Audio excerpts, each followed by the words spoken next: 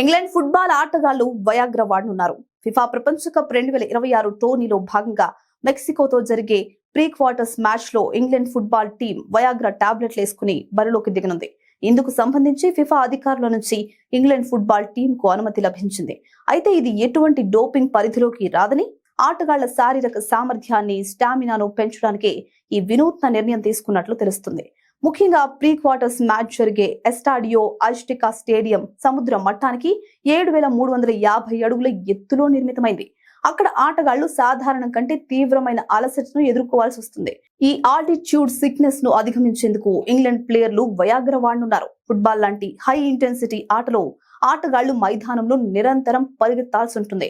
వయాగ్రాలో ఉండే సిల్డినాఫిల్ అనే రసాయనం శరీరంలోని రక్తనాళాలను విస్తరింపజేస్తుంది. దీనివల్ల గుండె నుంచి ఊపిరితిత్తులకు, కండరాలకు రక్త ప్రసరణ, ఆక్సిజన్ సరఫరా వేగంగా అందుతుంది. తద్వారా ఆటగాళ్లు త్వరగా అలసిపోకుండా వారి శ్వాసక్రియ సజావుగా సాగడానికి ఇది ఎంతగానో దోహదపడుతుంది.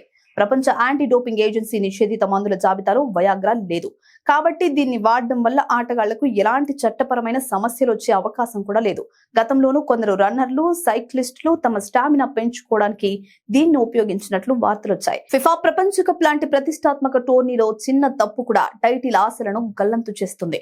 అందుకే ప్రత్యర్థులను శారీరకంగా, వ్యూహాత్మకంగా దెబ్బ కొట్టేందుకు ఇంగ్లాండ్ జట్టు ఈ సరికొత్త వయాగ్రా వ్యూహాన్ని అమలు చేయబోతున్నట్లు తెలుస్తుంది. ఫిఫా ప్రపంచ కప్ 2026 టోర్నీలో ఇంగ్లాండ్ దుమ్ము రేపుతుంది. గ్రూప్ దశలో అద్భుత విజయాలు సాధించిన 3 లయన్స్ నాకౌట్ దశలోనూ తమ వ్యూహాత్మక శైలి, పటిష్టమైన డిఫెన్స్ తో ప్రత్యర్థిని మట్టి కరిపించింది. మరోవైపు సంయుక్త ఆతిథ్య దేశమైన మెక్సికోకు సొంత గడ్డపై అభిమానుల మద్దతుతో చెలరేగుతుంది. ఇరు దేశాలు గెలుపే లక్ష్యంగా ప్రీ క్వార్టర్స్ బరిలోకి దిగుతున్నాయి.